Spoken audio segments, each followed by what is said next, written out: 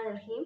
8 if A equal है 1 2 0 1 B equal है 1 1 2 0। फिर हमने क्या वेरीफाई करना है, B minus B transpose is a skew symmetric. ठीक है, अब हमने देखना है कि अगर हम इसको फाइंड करेंगे तो ये हमारे पास स्क्यू सिमेट्रिक है कि नहीं है। पहले हम ये चीज़ फाइंड आउट कर लेते हैं जो गिवन है, फिर हम देखेंगे ये स्क्यू सिमेट्रिक है, अगर है तो किस तरह से है। B minus B transpose given है, पहले हमने इस चीज़ को कर लेना है फाइंड। पी की वैल्यूज करेंगे पुट 1 1 2 0, देन बी का ही ट्रांसपोज लेना है, अगेन बी की वैल्यू पुट करेंगे और इसका ट्रांसपोज, ये वाली मैट्रिक्स एज इट इज आ जाएगी नीचे और इसका हम ले लेंगे ट्रांसपोज।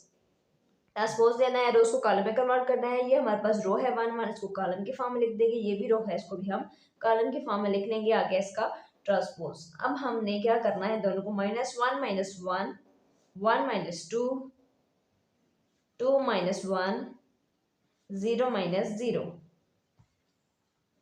1 में से 1 माइनस करेंगे 0, 2 में से 1 माइनस करेंगे तो क्या आंसर आएगा 1, एंड बड़ी रकम के साथ क्या है 1 है। 2 में से 1 माइनस करेंगे 1, 0 में से 0 माइनस करेंगे 0। अब हमारे पास ये आंसर आया है बी माइनस बी ट्रांसपोज का आंसर आया है। अब हमने क्या करना है, इसका होल ट्रांसपोज लेना है। हमें पता है कि जब भी हमने सिमेट्रिक वाला क्वेश्चन आ जाता है तो जो हमें चीज गिवन होती है उसको फाइंड करने के बाद हमने उसका होल ट्रांसपोज लेना होता है। तो हमने फाइंड किया बी माइनस बी ट्रांसपोज। अब इसका हम होल ट्रांसपोज ले लेंगे, यानी कि जिसका आंसर आया है उसका दोबारा से ट्रांसपोज ले लेंगे।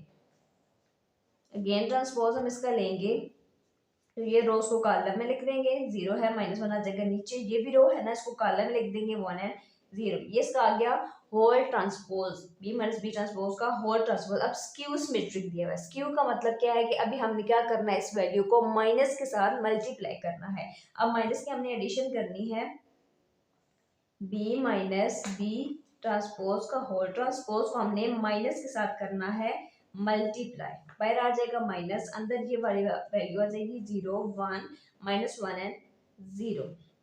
यहीं पे इसको देख लेते हैं। अब 0 के साथ तो माइनस ही नहीं आएगा, कुछ साइन नहीं होगा, plus minus -1 minus minus +1 and 0 के साथ फिर अगेन कोई ऐसा साइन हम नहीं लगाते। अब हमारे पास ये माइनस के साथ भी, अब हमने इसको करके देख लिया। अब हमने देखना है कि हमारे पास क्यू सिमेट्रिक है कि नहीं, यानी कि जो हमने वैल्यू दी हुई थी, जो चीज़ हमने फाइंड करनी थी बी माइनस बी ट्रांसपोज, इसका होल ट्रांसपोज लेने के बाद और उसको अगर माइनस के साथ हमने जो है मल्टीप्लाई किया तो हमारे पास आंसर अगर सेम आया है वही जो हमारे पास पहले आया था, तो ये हमारे पास क्या होगी, स्क्यू सिमेट्रिक हो गया। 0 -1 1 एंड 0 0 -1 1 एंड 0 आंसर हमारे पास आया है दोनों का सेम, तो ये हमारे पास क्या है, स्क्यू सिमेट्रिक है। दोबारा बता देती हूँ कि अगर हमारे पास क्या होता है, जो चीज़ हमें दी हुई है फाइंड करने के लिए उसको सिमेट्रिक यानी कि हमने उसका होल ट्रांसपोज लेना है और स्क्यू के अंदर हमें क्या करना है, उसको फिर माइनस के साथ मल्टीप्लाई करना है। तो ये दोनों काम करने के बाद अगर हमारे पास आंसर सेम रहे, वही रहे जो हमने पहले फाइंड करना था बी माइनस बी ट्रांसपोज के साथ जो हमने करना था, तो आंसर अगर सेम रहेगा तो हमारे पास ये क्या होगा, स्क्यू सिमेट्रिक होगा।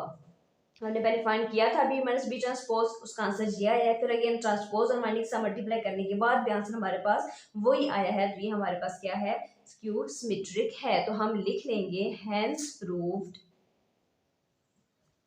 B minus B transpose is a skew symmetric.